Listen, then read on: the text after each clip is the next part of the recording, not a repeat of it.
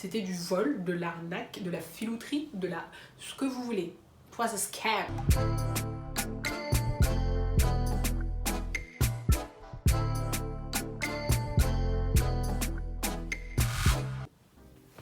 Salut la team, bienvenue dans une nouvelle vidéo.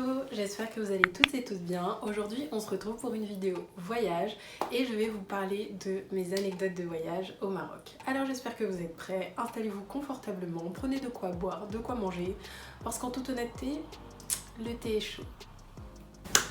Donc pour cette story time Maroc, je voulais vous parler de plusieurs choses. Mais avant ça, donc là je suis à Arcachon, il fait moche, donc j'ai entre guillemets rien de mieux à faire que de tourner cette petite vidéo. Il me reste pas longtemps avant de devoir libérer ma chambre d'hôtel, donc je vais vous raconter cette anecdote rapido.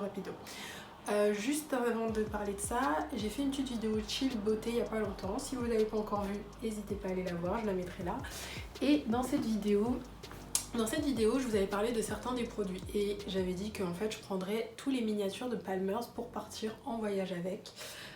Et donc là, cette fois-ci, je suis partie avec le lait Palmer's.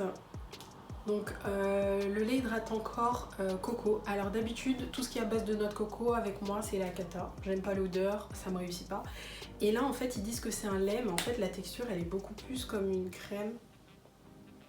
Je sais pas si vous voyez, c'est vraiment beaucoup plus crémeux et en fait du coup j'adore. Je me suis fait péta l'autre, celui que je voulais vraiment utiliser, le baume, et donc là j'ai ramené celle-ci et en fait hyper hydratant, surtout qu'en ce moment j'étais sur de la Dove, c'était nul, donc si comme moi vous avez peau de crocodile et compagnie, peau très sèche, elle est top.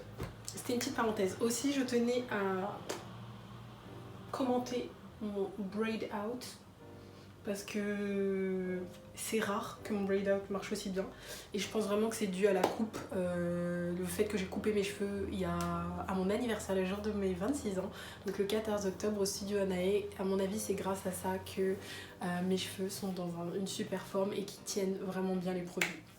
Donc on reviendra plus tard pour des routines capillaires et tout ça, mais aujourd'hui on va parler de la storytime Maroc. Le Maroc, première étape, l'aéroport. Je prends un aller avec Ryanair, pas cher du tout. Donc ça faisait 2 jours que j'étais revenue de Zanzibar. Je passe dans des salons de beauté, me préparer, faire les ongles, machin, truc. Je voulais que le truc soit carré. Alors que moi pourtant, vous voyez bien, je fais jamais mes ongles, je fais jamais rien. Je suis toujours en mode what again beast to fly. Mais là je me suis dit non, je vais aller faire ma belle et tout. MDR.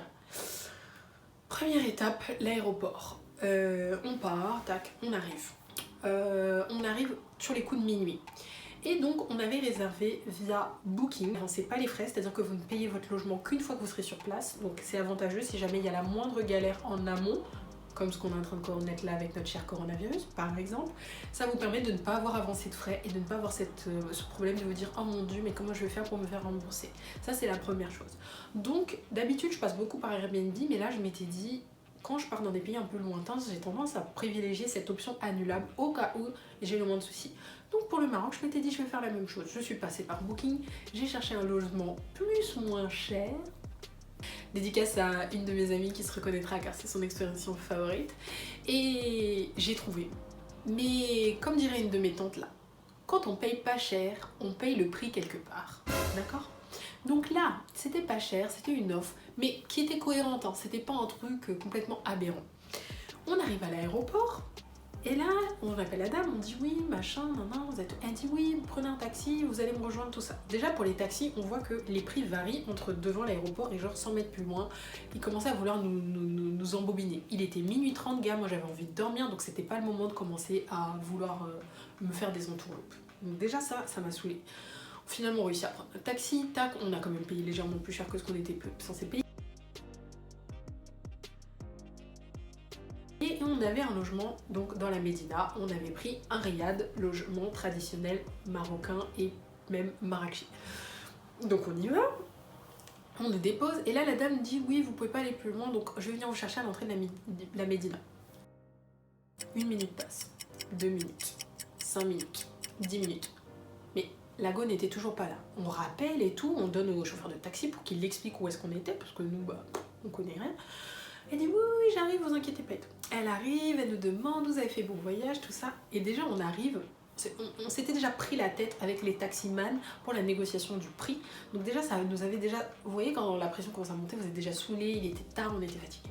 On arrive, on voit dans les rues, c'était le sbeul, et on comprenait pas pourquoi. En fait, il y avait une espèce de fête de quartier, ils avaient fait un feu de joie, mais c'était les jeunes de genre entre 15 et 17 ans. Ils avaient fait une espèce de feu de joie et tout, ils étaient là en train de faire, je sais pas comment on prononce, comment ils appellent ça, darbuka ou dabruka, je sais pas. Excusez-moi les arabophones qui passent par là. Et bref, voilà, ça chantait, ça lançait, donc entre guillemets, bonne ambiance, ils faisaient leur truc et tout, mais nous là, on arrive là et on se dit, mais what the fuck, on est où là en fait? Et donc la dame arrive, elle vient nous chercher, elle nous explique, voilà, c'est les jeunes, il faut une fête, machin, de quartier, etc. Ok, d'accord. Elle nous emmène au riad, et donc on arrive dans le riad qu'on a réservé. Elle nous dit, retirez vos chaussures et tout, et là elle commence à bégayer. À me dire oui, alors en fait, retirez vos chaussures, on va aller signer. Vous savez, quand vous arrivez dans un hôtel, dans une ville, parfois il y a des taxes d'habitation, etc. à payer. Donc elle dit, on va remplir les documents, tout signer, vous allez régler votre séjour. Et ensuite, je vais vous emmener à votre chambre. Quand quelqu'un vous dit, et ensuite, je vais vous emmener à votre chambre, vous comprenez quoi? Et là, ma copine commence à me dire, non mais t'es sûre là de ce qu'elle nous a dit, etc. Et moi, sur le coup, j'étais là, non mais je sais pas, mais j'étais fatiguée, j'étais saoulée, je comprenais pas. Donc on fait tout et tout. Et là, elle dit, ok, remettez vos chaussures. Mais remettez vos chaussures pour aller où au juste? Pour aller où? Je comprends pas là.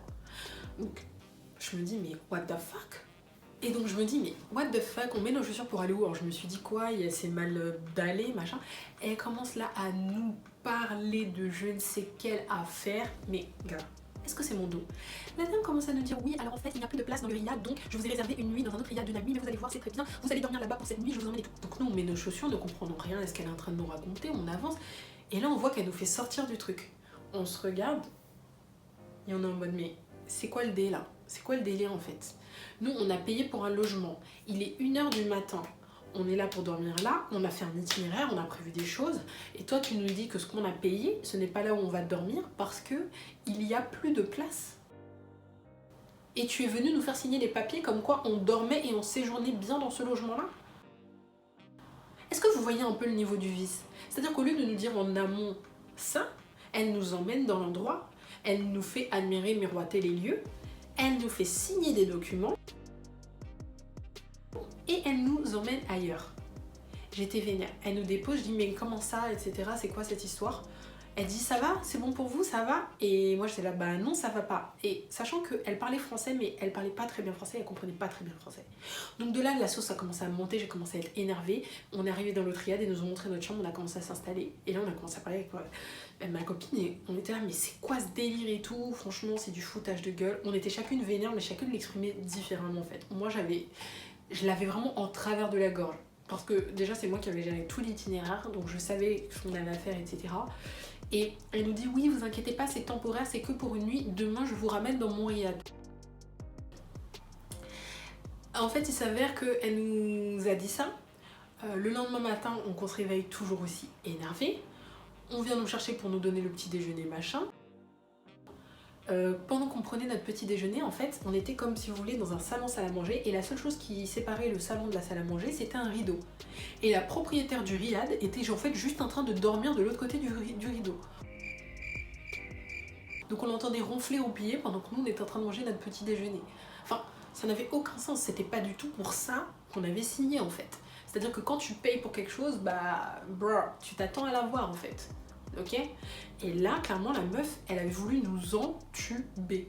Entuber. Il n'y a pas d'autre mot, il n'y a pas d'autre terme. C'était du vol, de l'arnaque, de la filouterie, ce que vous voulez. It was a scam. Ok? Clairement. Donc là, on commence à être vraiment vénère et tout. Et on demande à la propriétaire du riad où on est actuellement, qui est apparemment son amie, oui, bon, qu'est-ce qu'il en est? Elle nous a dit qu'elle viendrait nous chercher demain et tout. Donc on l'entend appeler, parler en arabe, tout ça, et en fait, non, elle n'est pas venue nous chercher. Elle a envoyé un petit jeune qui vient avec sa mobilette, qui avait genre 1 heure de retard, et qui nous prend on avait nos petites valises, nos petits trolleys, qui les prend, qui met sur sa mobilette pour nous emmener jusqu'au riad en question. Et là on se dit, mais déjà, l'audace de nous mentir. de nous faire signer des documents comme quoi on séjourne dans un endroit où on ne séjourne pas, de ne pas venir elle-même nous chercher, de ne rien nous expliquer, et de voir quelqu'un qui vient nous chercher et qui nous emmène dans un autre riad, donc en fait elle nous ramenait pas dans le riad où soi-disant il y avait plus de place et du coup ils avaient réservé pour une nuit, elle nous ramène dans un autre riad qui apparemment lui appartient, et là, c'est l'hécatombe. On arrive dans notre riad, magnifique riad, immense, tout ce que vous voulez, mais le riad était à l'abandon. Si je retrouve les vidéos, je vais vous les mettre, mais le riad était à l'abandon. Genre, il y avait du... Enfin... Genre, il y avait du... Enfin, ça n'avait ni queue ni tête. On n'était même pas sûr que les draps dans lesquels qu'il y avait dans notre chambre avaient été lavés. Les canapés d'extérieur, etc. étaient en train de moisir. Et on avait besoin d'aller aux toilettes, et là on voit qu'il n'y avait plus de papier toilette. Mais il n'y avait plus de PQ. Alors je sais que vous allez rigoler et tout, en plus avec les histoires de Covid en ce moment et les gens qui courent après le PQ, mais nous on est en train de courir de la même manière que les gens ils veulent remplir leur caddie de PQ dans les supermarchés. Nous on était en train de ratisser toutes les chambres du riad pour chercher du PQ. Et en fait toutes les chambres étaient vides. Il n'y avait plus rien. Tout était vide. Donc là on s'est dit mais attendez, c'est du foutage de gueule. Et elle en plus elle était saucée, elle dit oui voilà je vous ai mis dans mon deuxième riad, il est beaucoup mieux que celui que vous aviez réservé, etc. Mais bro, j'en ai rien à faire, en fait moi je veux avoir ce pourquoi j'ai payé. Même si tu me donnes une chambre au Ritz, ou une chambre à je sais pas quoi, comment ça s'appelle comment ça s'appelle le grand hôtel à Marrakech là,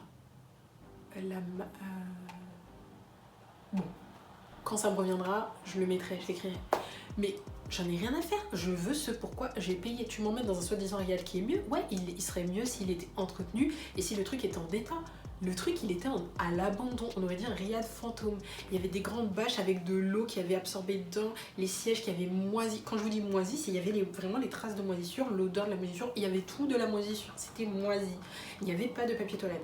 Donc là, j'ai commencé à péter un câble, à appeler la go. Oui, c'est quoi cette histoire? On n'a pas de papier toilette, je veux que vous nous remboursiez et tout. Donc là, j'ai commencé à chercher pour prendre mes clics et mes claques et me casser. Je me suis dit, quitte à avoir perdu une journée et demie, bah autant qu'on perde vraiment notre journée.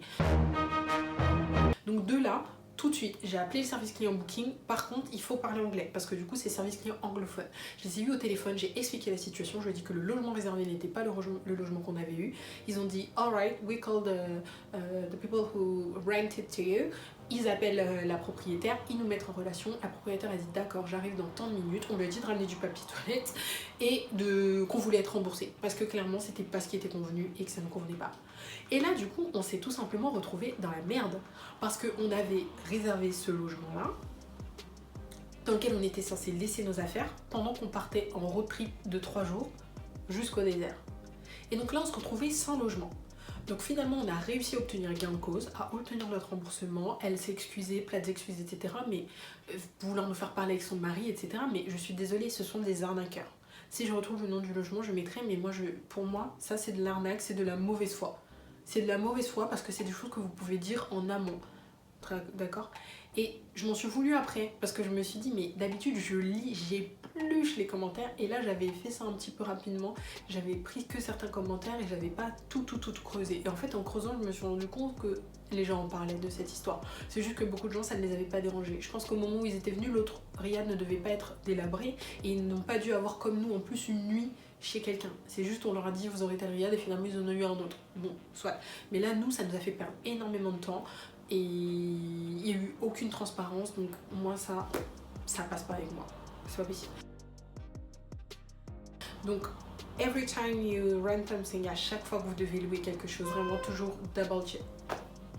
Quand tu viens gâter ma vidéo, toujours double check. Dans les prochains épisodes, je vais vous parler de 2 thématiques qui ont réellement marqué ce voyage.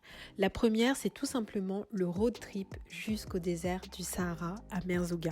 C'était une expérience incroyable, comme vous pouvez vous l'imaginer. Et si vous souhaitez en savoir plus sur l'itinéraire, les bons plans, je vous invite à activer la cloche. La troisième partie, elle, sera un peu plus consacrée à mon expérience en tant que femme noire et je vais me concentrer sur les raisons qui font que je déteste Marrakech. Car en tant que femme noire dans cette ville, il faut vraiment s'accrocher. Alors vraiment, n'hésitez pas à activer la cloche si vous souhaitez ne rien rater de ces anecdotes. Voilà, j'espère que cette vidéo vous aura plu. Je vous invite à vous abonner à ma chaîne YouTube si ce n'est pas encore le cas. Allez voir ma story time sur la Tunisie pour voir comment tout ça ne m'a pas découragée à aller au Maghreb malgré mes aventures. Et on se retrouve bientôt pour une nouvelle vidéo. Zai zai!